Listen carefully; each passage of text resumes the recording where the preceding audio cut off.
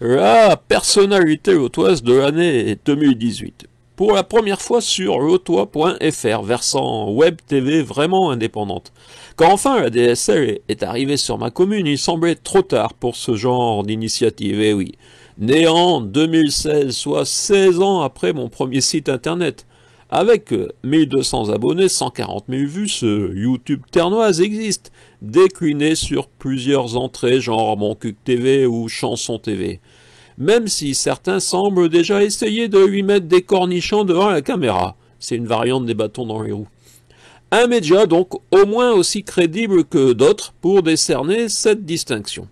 Je reprends l'un de ces messages significatifs de notre personnalité hautoise. Malgré les propos misogynes, racistes, les fake news, les messages de coulisses et les menaces, je ne lâcherai rien et je continuerai avec autant de dynamisme à travailler pour l'avenir du Lot. Reconnaissez-vous l'auteur de ce message? Sinon, utilisez les indices. Propos misogynes, racistes, laisse imaginer qu'elle est une femme. Quant à la notion de racisme, elle m'a parfois semblé dans ce département synonyme d'ostracisme généralisé, s'appliquant à toute personne ne pouvant exposer 3 générations de présence sur ce territoire. Oui, un minimum pour certains petits barons. Que notre peau soit blanche, jaune ou noire, nous sommes, nous qui ne sommes pas nés ici mais avons choisi d'y vivre, nous sommes, pour certains, des étrangers, avec l'accent. Pour une minorité, mais ayant réussi à tisser une toile encore redoutée par un grand nombre. Eh oui, on se dit très accueillant dans ce département, mais on a parfois l'impression qu'il est nécessaire d'ajouter, à condition d'arriver avec du fric et de s'agenouiller devant les installés.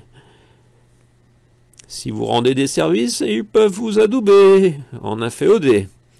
Et après, certains s'étonnent que le 4-6 soit devenu une zone de résidence secondaire, d'où s'enfuient les créateurs et les innovateurs. Notre personnalité lotoise de l'année 2018 concluait son tweet par « Finir au bûcher telle Jeanne d'Arc ou pas, je continue ». Naturellement, c'est exagéré, madame. Il ne dresse plus de bûcher sur l'espace public. Vous êtes arrivé en France pour y poursuivre vos études.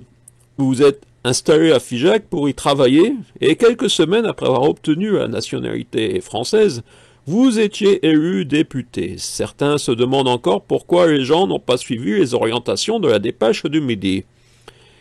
Et si votre élection marquait vraiment un tournant? Et si par votre engagement, votre dynamisme, votre capacité d'entendement, vous parveniez à entraîner, à briser les plafonds de pierre? Naturellement, Madame Huguette Tiegna, certains vous reprochent désormais de soutenir la politique du gouvernement. Oui, vous êtes d'un parti et il peut ainsi m'arriver de ne pas partager vos enthousiasmes. Par exemple, quand le 12 décembre, vous mettez en avant sur votre page Facebook un article du Monde avec la prime de 1 500 € et la hausse de salaire de 3,1% chez Total, sans ironiser sur ce grand groupe pour lequel l'avenir de la planète semble passer bien après ses bénéfices. Ironiser aurait pu être considéré pour une provocation des gilets jaunes, je sais, c'est un exercice périlleux. Vous êtes parfois dans ce registre périlleux. Quand Nicolas Hulot claque la porte du gouvernement, vous avez été l'une des rares députées En Marche à saluer son travail et ce qu'il a essayé de faire. Vos déclarations sur les maisons de retraite ont suscité des foudres. Alors qu'il est nécessaire le débat sur nos choix de vie et ses conséquences, sur le respect de la vie dans notre pays.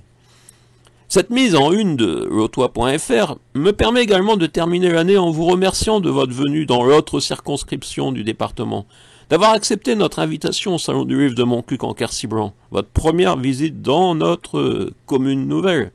J'ignore si monsieur le maire, si le conseil municipal de ma commune, vous ont présenté des excuses, madame la députée, pour la manière peu élégante dont notre première adjointe s'est comportée envers vous, comme envers monsieur le secrétaire général et sous-préfet.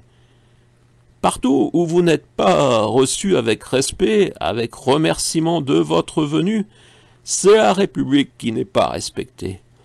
J'ignore naturellement les motivations réelles de notre première adjointe, c'est presque un épiphénomène, mais un sujet de réflexion à verser au dossier de la méthode de création des communes nouvelles. Votre dynamisme, votre volonté d'apporter des choses, d'être utile à ce territoire, à ce pays, j'aimerais qu'ils servent d'exemple. Nous avons besoin dans ce département de bons exemples. Nous avons besoin de remplacer les vieux mots, M-O-T-S et M-A-U-X, par vertu, exemplarité, justice, respect. Avec mes félicitations, Madame la députée, et au plaisir de vous revoir, et peut-être même pour une longue interview où vous nous offrirez quelques confidences, avec mes meilleurs vœux pour 2019, de santé, de sérénité, d'avancée. Des vœux également présentés à l'ensemble des Lotoises et Lotois, à l'ensemble des francophones, que vivent la pluralité, la diversité, l'échange, le dialogue.